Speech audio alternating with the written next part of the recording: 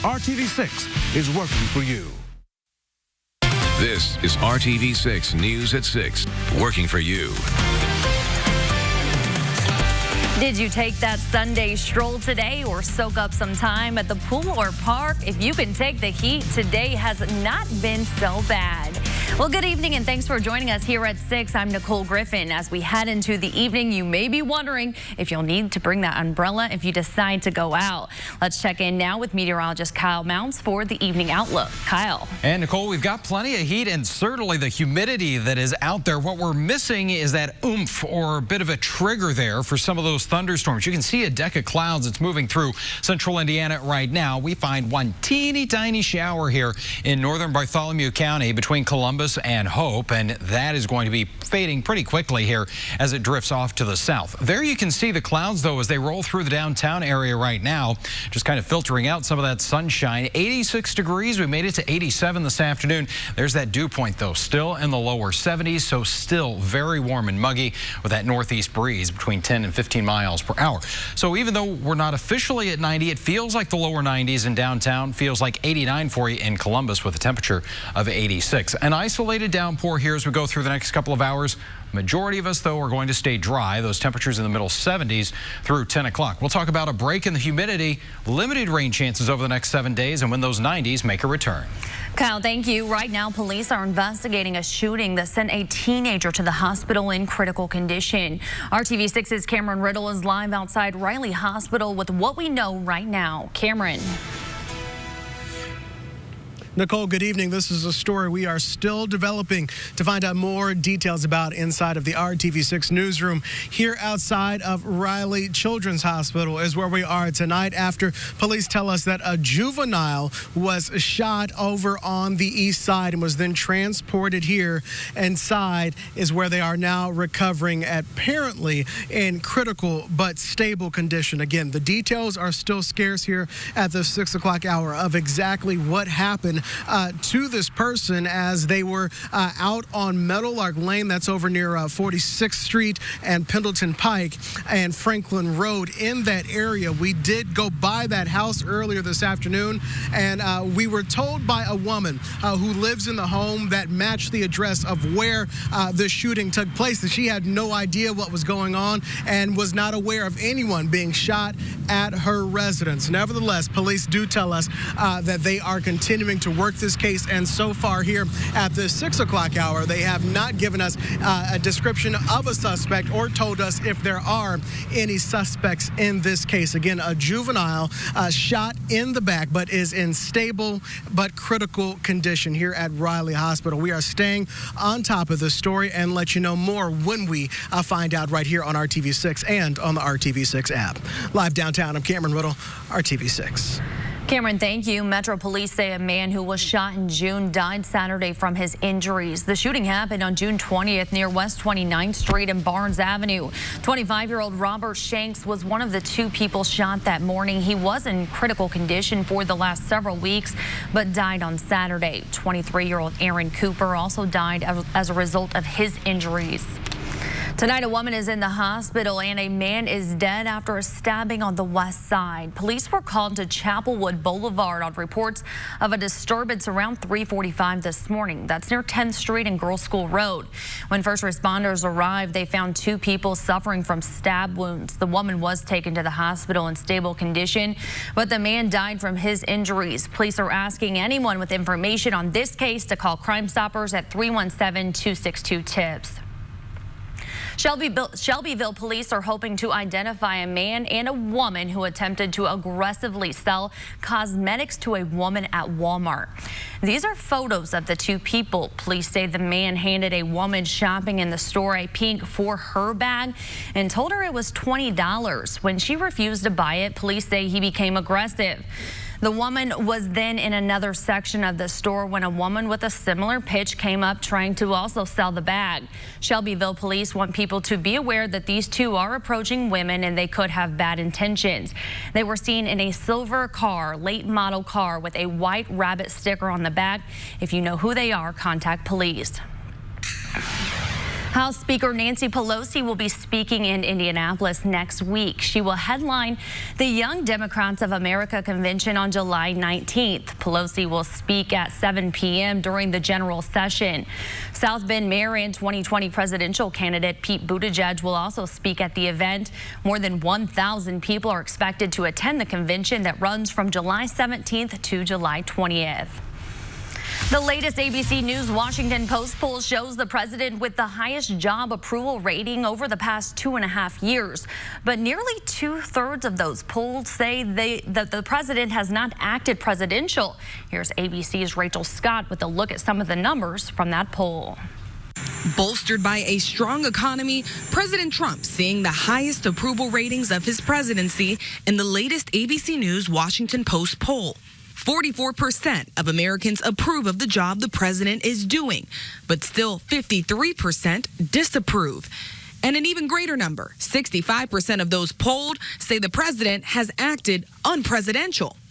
Former Vice President Joe Biden is the only one with a clear advantage over the president among registered voters, ahead by 10 points.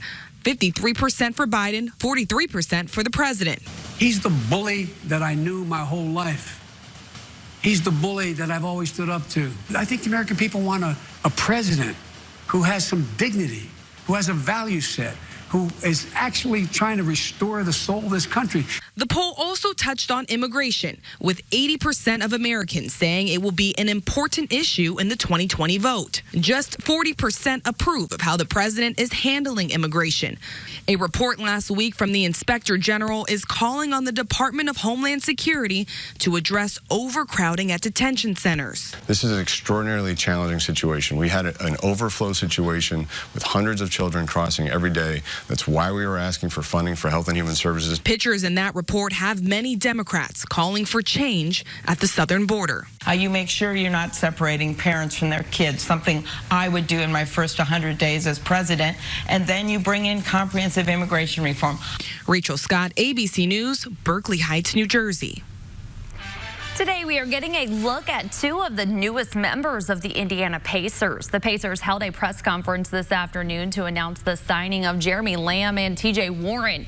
Lamb is coming off a career-high season with Charlotte, where he averaged 15 points and 5 rebounds. The Pacers got TJ Warren from Phoenix as part of a 3-team deal. He was the Suns' leading scorer last season with 18 points and 4 rebounds. Pacers president of basketball operations says the new players provide a balance of youth and experience. We feel like we've got a young team, a very vibrant, up-and-coming team that's willing to get better. And it's time for these two to sort of take the baton and run with what we've had the last couple years, and we're excited about it. The Pacers say there is more news coming, but today is about TJ and Jeremy. Tonight on the news at 11, you'll hear from the newest members of the Pacers. The U.S. women's soccer team dominated in its 0 World Cup final victory over the Netherlands, and yet its players still aren't paid as much as Americans' male players. Here's ABC's Will Reeve with the highlights of the game. The U.S. women's national team celebrating on the field after proving their dominance at the 2019 World Cup. The 2-0 victory in Lyon, France marks the 4th world title for the U.S. women and the 2nd in a row following the team's 2015 win. The game scoreless throughout the first half before co-captain Megan Rapinoe scored the first goal of the game with a penalty kick in the 61st minute. Goal! U.S. wins! Then 8 minutes later, Rose Lavelle scoring a 2nd goal for the team. Lavelle! 2-0 U.S. You could tell the second she wound up for that was going in. That was just what a moment for her. Both players back on the field Sunday after suffering hamstring injuries that sidelined them during the semifinals. Rapinoe receiving a standing ovation from U.S. fans as she came off the field near the end of the game. Back here at home, fans gathered at screening parties all across the country.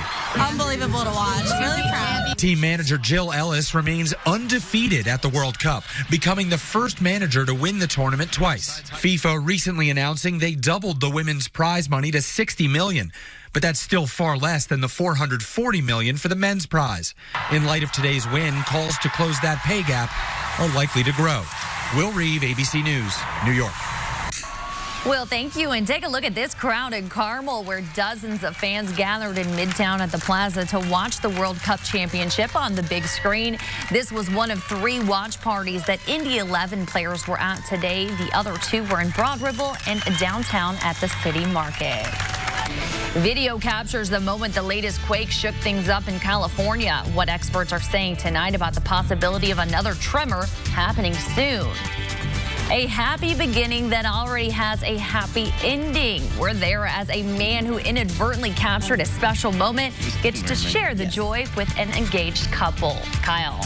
And following a soggy spring, is your lawn now starting to turn a little dry and brown out there? Well, we're going to hone in on the best chance for some rain moving back in. You're watching RTV6 News at 6. RTV6 is working for you.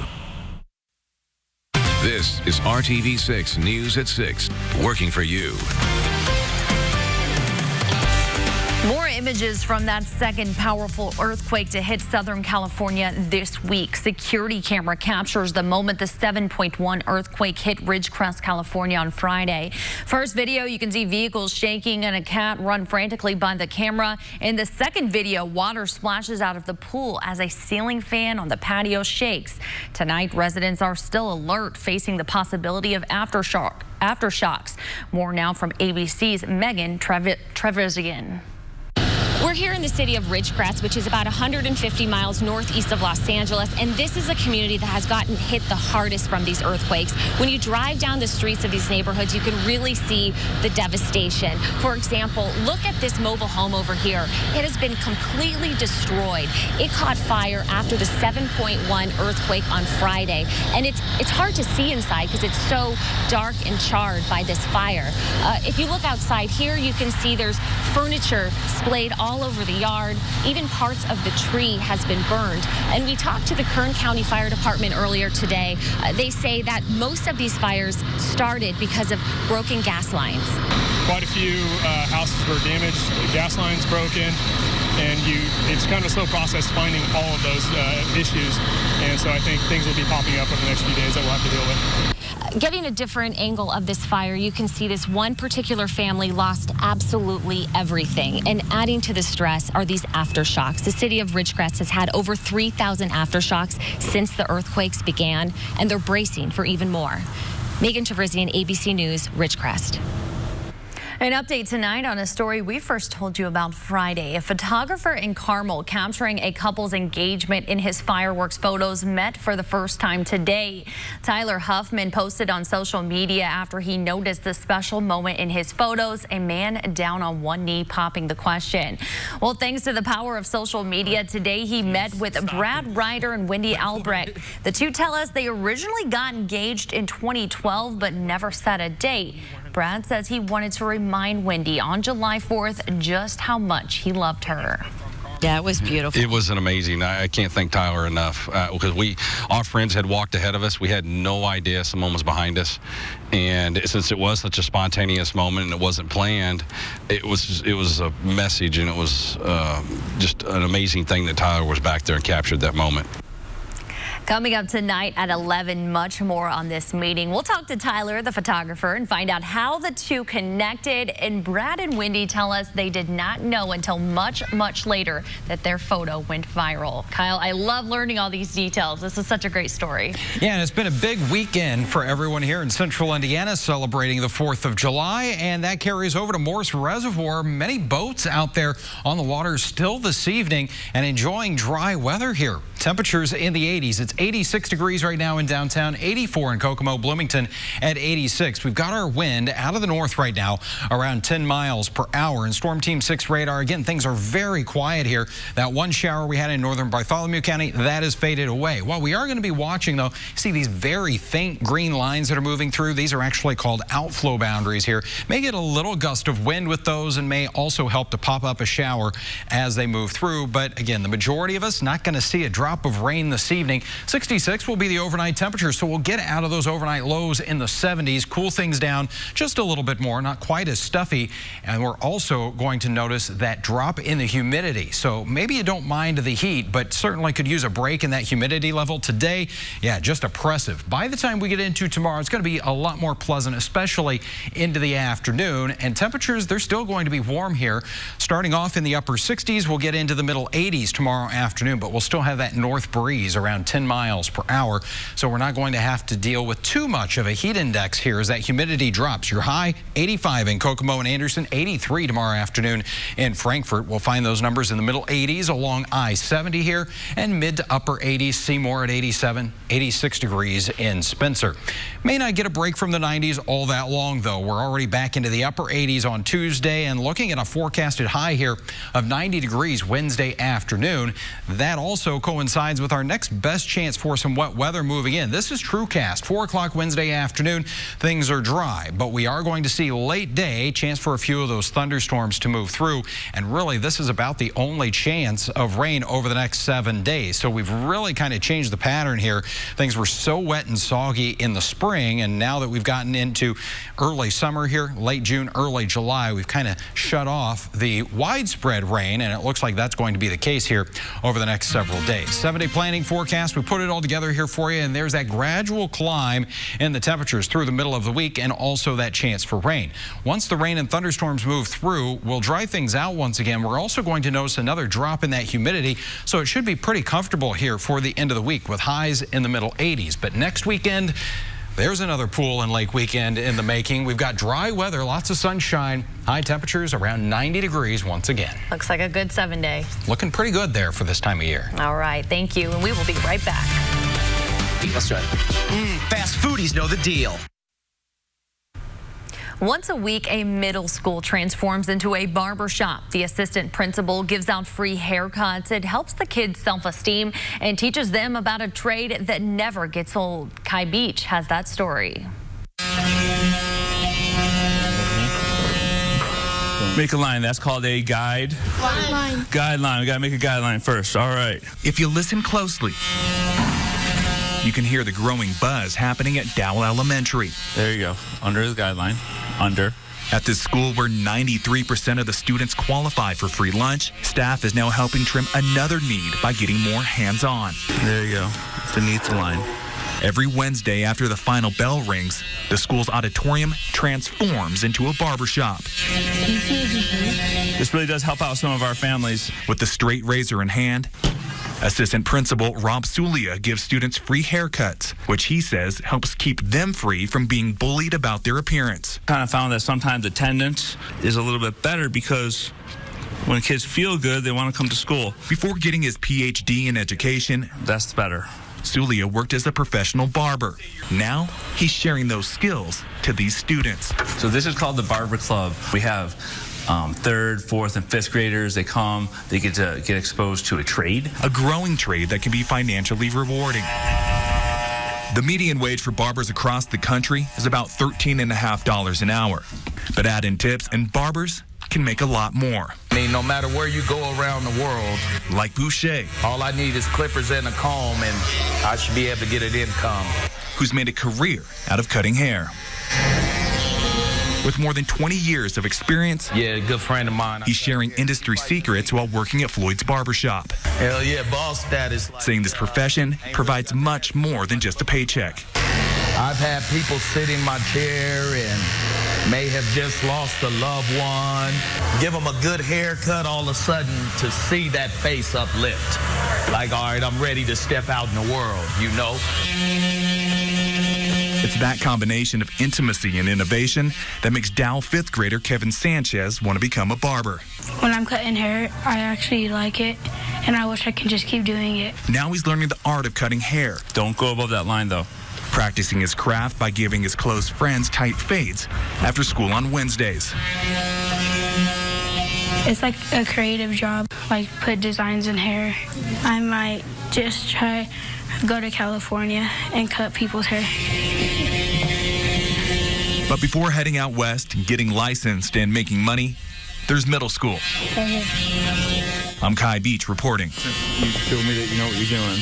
Terribly exciting. That's why we do it. Don't forget, ABC's Shark Tank is coming to Indianapolis. You can pitch your idea to producers at an open call on July 16th at the Indianapolis Motor Speedway. Doors open at 6 a.m. We have more information on the RTV6 app and the IndyChannel.com. It's going to be a lot of fun, and you know it's going to be a busy place on the 16th. All right, the next 7 days of your forecast, though, looking pretty similar one day to the next. What you notice is we don't have a whole lot of chances for rain here. Tomorrow, going to be a beautiful day, lots of sunshine, that lower humidity and 85. Best chance of rain, that comes up on Wednesday. That's also when the 90s return. Looks like we'll be around 90 next weekend, too. Looks like a good week to get outside. Well, thank you so much for choosing RTV6. We'll see you back here at 11.